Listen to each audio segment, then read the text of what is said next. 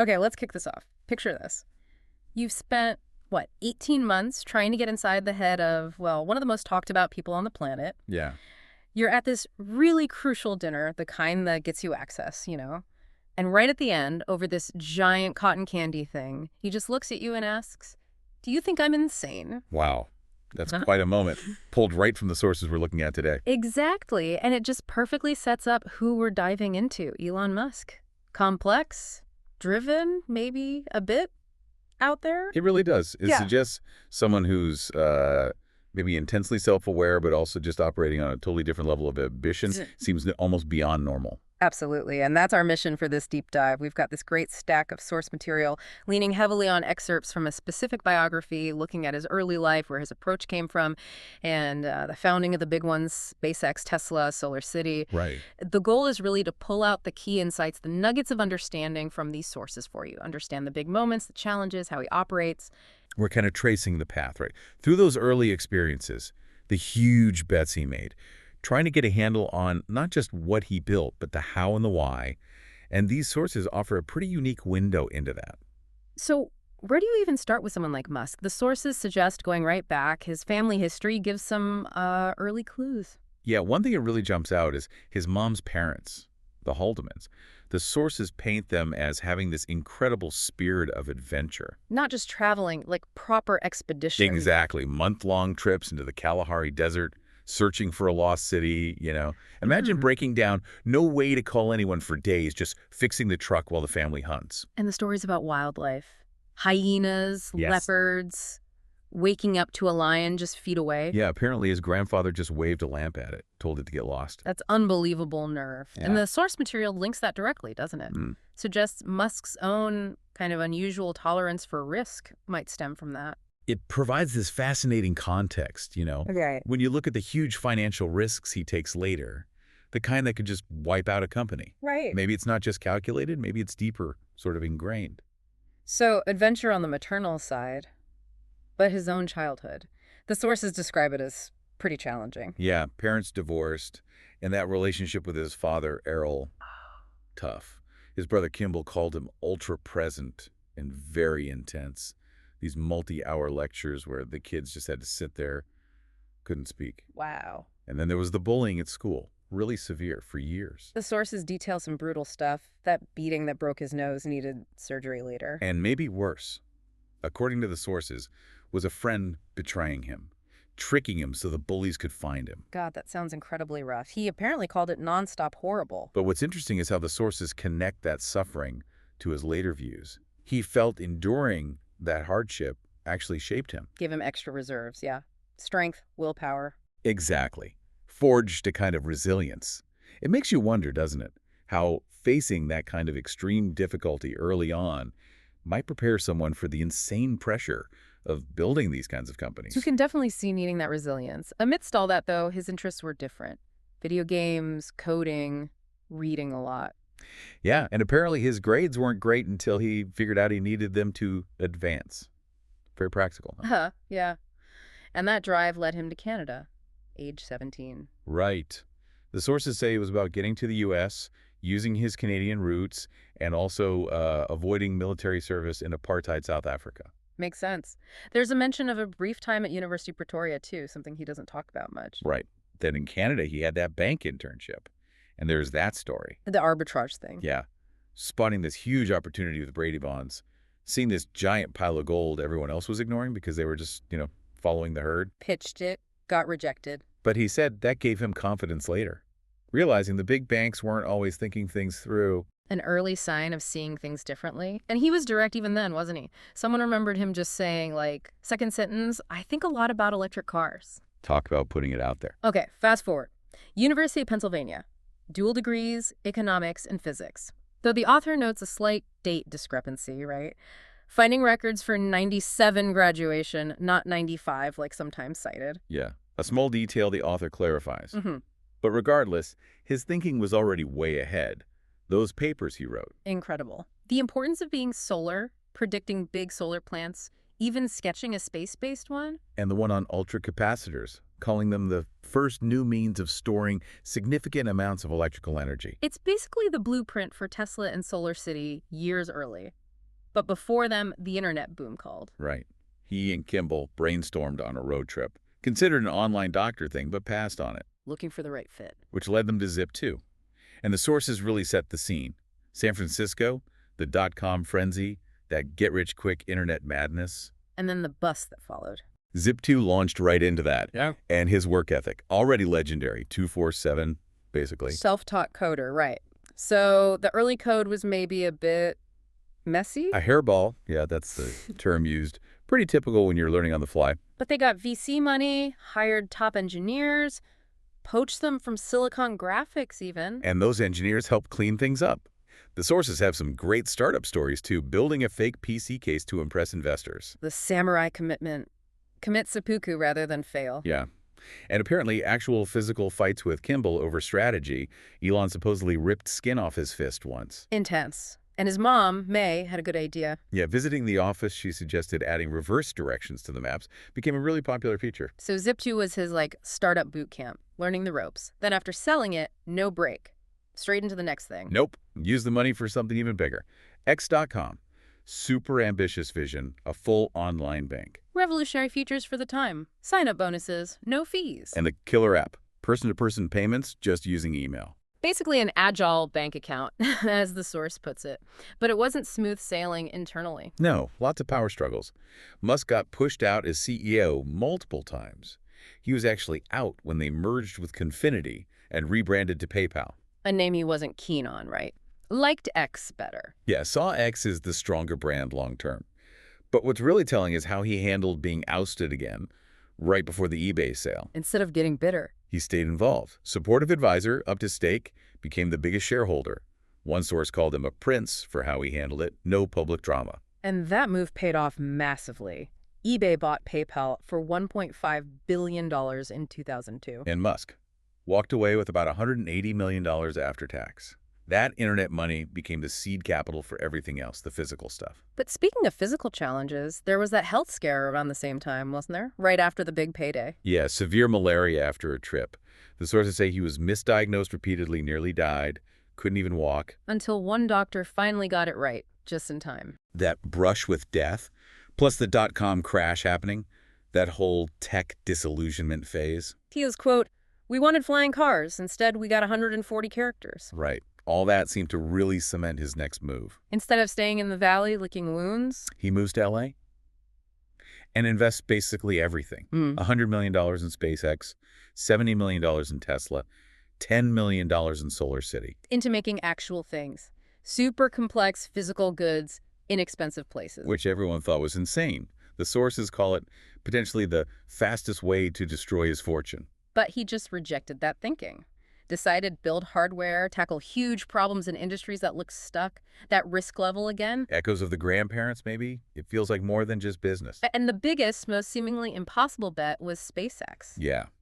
The sources say the idea came from revisiting childhood dreams of space, Mars.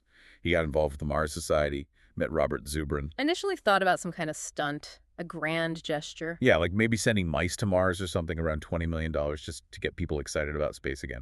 But that shifted quickly to, I need to build the rockets myself. Because getting to space was just ridiculously expensive, dominated by these slow, established players. He realized if he wanted Mars to happen, he had to slash the cost of launch. And the only way was to start over, build it differently. So they set up, started building everything themselves, engineers in bunkers, custom test gear. The cow cam, filming cows nearby during engine tests. Very DIY, ground-up stuff. And the culture sounds intense from day one. Musk demanding answers now. Clear plans, aggressive deadlines. Pushing people incredibly hard, sometimes even bending the rules, you know? Yeah. The sources mention hanky stuff, installing fiber optics illegally over a weekend. Driven by this feeling that the challenge was almost insurmountable, needed that speed. But speed didn't mean no failures, those early Falcon 1 launches. Agonizing. The sources detail them. First one, a valve issue, fuel boiling off too fast. Second, winds, errors. Third, power distribution, needing parts flown cross-country on a Sunday. Yet, the first failure, an engine thing. Some engineers got blamed initially, but later it was seen as just dumb luck. The second one, fuel sloshing around in the tank, messing up stability. Another huge setback. And the money was just vanishing, his personal fortune. The sources estimate maybe only 1 or 2 tries left. Max. The engineers promised to be more careful, but you had experts saying they were acting like software guys, maybe not rigorous enough for rockets. Yet Musk himself kept projecting optimism, shielding the team from the worst of the financial stress. Until the fourth attempt, Falcon 1, 2008. And success. It worked. History. First private company to orbit a satellite. The sources capture his reaction. Normally a country thing, not a company thing. One of the greatest days. Proof. We showed people we can do it. Absolutely pivotal. It proved their concept worked and opened the door for their whole business model. Yeah. Radical cost reduction through reusability. Landing rockets back on Earth. Like airlines reuse planes. Nobody else was really doing that for orbital rockets then. Their goal was just fly off and make it way cheaper. Falcon 9 costs came way down, aiming for maybe $20 million eventually. That let them build a massive backlog, over $5 billion in contracts. Became profitable after that 2008 success. And they didn't stop at launch. Wanted to dominate the market, build their own satellites too, become a full-service space company. And you have to mention Gwynne Shotwell here, president, COO, joined early. The sources credit her with basically selling launches before they'd even succeeded, landing those crucial NASA contracts that kept them alive. There's that quote from her about competitors being scared shitless and their job being to make them die. Pretty blunt. Yeah, it shows the mindset. They were there to disrupt aggressively. And the factory itself. The sources describe Musk's cubicle right there on the floor. Big one, apparently, with a samurai sword. A mix of engineers, factory workers all together. But that demanding style persisted. The sources are clear. Blunt communication, like that Oh, quote. yeah. Doesn't know about you, hasn't thought through, hurt feelings, just knows what he wants done, and the glare. But somehow, he inspired incredible loyalty. Employees talking about him like a superhero, drawn by the sheer size and clarity of the mission. It's a weird mix, isn't it? Tough, sometimes harsh, but also deeply inspiring for many. Definitely. The sources mention morale issues too, though. Feeling he took sole credit sometimes, or firing people who proved him wrong being the kiss of death. It paints a complex picture of the costs and benefits of that leadership style. Makes you think about what it takes, yeah. And speaking of taking on giants, let's switch to Tesla. The sources really hammer the auto industry's complacency. Decades of just tweaking things. Until Tesla dropped the Model S in 2012, just blew everyone away. The source lists off the specs. It's impressive. Over 300 miles range, crazy acceleration, seat 7, trunk and frunk. The battery flat underneath, great handling, silent, those pop-out handles, the giant touchscreen. Constant internet, top safety, free supercharging. It wasn't just a good electric car, it was an amazing car, period, that happened to be electric. That combination was the key disruptive element. But getting there wasn't easy. The first car, the Roadster, had big manufacturing headaches, and that PR messed with the price hike email. Ouch. For the Model S design, they fired Henrik Fisker, right? Yeah. Designs look like a giant egg. Yeah, then they took this radical approach. Basically tore apart a Mercedes CLS to figure out how to fit their flat battery pack. Reverse engineered it. And Musk was right in there on design details, insisting on the aluminum body, even though it was way harder to manufacture. Only the F-150 used it then. Because it was lighter. Made sense rationally. And that image of him and Franz von Holzhausen in a car skeleton, holding up different laptops to decide the screen size. Very hands-on. The sources have great stories contrasting Tesla's speed with Detroit's bureaucracy. Totally. Tuning cars on the spot in Sweden versus weeks of meetings back home. Using an ice cream truck for cold testing instead of building million-dollar chambers. Even just leasing an office in Detroit was a nightmare. Needing years of financials for a company flush with cash really shows the culture clash. And Musk's demands at Tesla. Same intensity as SpaceX. Flying over personally to deliver tools for the Roadster. Those cost-down programs, work weekends, sleep under desks. And that quote when people wanted a break. They will get to see their families a lot when we go bankrupt. Brutal. But effective, maybe. The 7 a.m. meetings, tracking every penny, his mind like a calculator. But the sources also say he would listen. If you had data, a solid argument, you could persuade him. So it wasn't just blind demanding. There was pragmatism, too. An important nuance. Okay, last piece. Solar City. Where did that come from? The sources trace it back to Burning Man, actually. Musk suggested the idea to his cousins, the Reeve brothers, after they went. Burning Man seems like his place to unwind. Drive art cars, dance. Yeah. There's that funny story of him climbing that tall wooden pole, awkwardly, but just refusing to give up until he got to the top. Kind of symbolic, maybe? Huh, maybe. So he saw solar as another big opportunity. Right. Solar City started with leases and PPAs, making solar easier for homeowners. Less upfront cost. But then they shifted strategy. Big time. Bought Salevo, a solar cell maker, in 2014. Why? Scale. They needed huge volumes of cheap, reliable panels. Peter Rive quoted saying, "This business has always been about lowering the costs." Exactly. Control manufacturing, drive down costs, and the vision became bigger than just installation. Combine manufacturing, installation, financing, add in Tesla batteries. And observers saw them becoming basically a distributed utility company, a major power provider. It all tied together: Tesla's Gigafactory providing batteries, Solar City providing the panels and customers, a whole sustainable energy ecosystem. So you have these seemingly separate empires: finance, rockets, cars, solar. But the sources argue there's one thread tying it all together. Absolutely. His stated core mission, his raison d'etre, according to the sources, make humanity multiplanetary, settle Mars. He sees that as the key to our long-term survival, an existential backup plan. And that is presented as the ultimate driver. It makes even huge successes like Tesla or SpaceX seem like, well, almost sideline projects, steps along the way. Necessary steps to generate the tech and the money for the bigger Mars goal. He even said he wouldn't necessarily be on the first ships himself. The mission comes first. That perspective really changes how you look at everything he does, the intensity. It's not just about business success. And others see that too. Right, the sources mention people like Peter Thiel, Larry Page from Google. They see him as inspiring, precisely because he uses his fortune and drive for these massive radical goals others won't touch: solving cars, climate change, space settlement. Page apparently said Musk doing it twice, building world-changing companies, shows it's not just luck, and that working for him is a huge draw for talent because the problems are so compelling. The sources also nod to historical comparisons: Ford, Edison, and the importance of manufacturing innovation, something Musk is really focused on bringing back that capability. And then there's brief personal glimpses. Justine's perspective, Tallulah Riley explaining why she remarried him, feeling heard, valued. It adds another layer. And that detail about him worrying his kids aren't facing enough hardship, wanting to create artificial adversity. Restricting video games, pushing reading. It shows how deeply he believes struggle builds strength. Yeah. And just to tie up loose ends, the sources mention those academic record questions, but note the author found explanations that resolve them. So pulling it all together, what's the core picture these sources paint? I mean, it's someone shaped by extremes, right?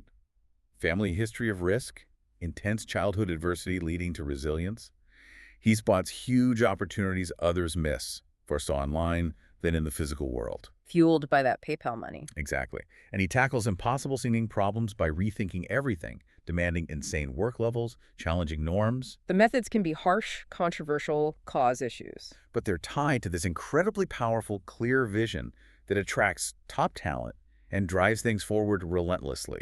And ultimately, all these huge companies, revolutionary as they are, they're framed in the sources as tools, stepping stones built with this urgency because they serve that larger existential goal. Making humanity multiplanetary. That singular focus seems to be the justification. For him anyway, for the extreme demands. So it leaves you thinking, doesn't it? Looking at the sheer force of will, the sacrifice, the sometimes brutal methods described in these sources. Is that just what it takes to achieve these massive society-shifting goals? Or could progress like this happen another way? What does that tell us about progress itself and the kind of people who end up driving it? Definitely something to mull over after we wrap up.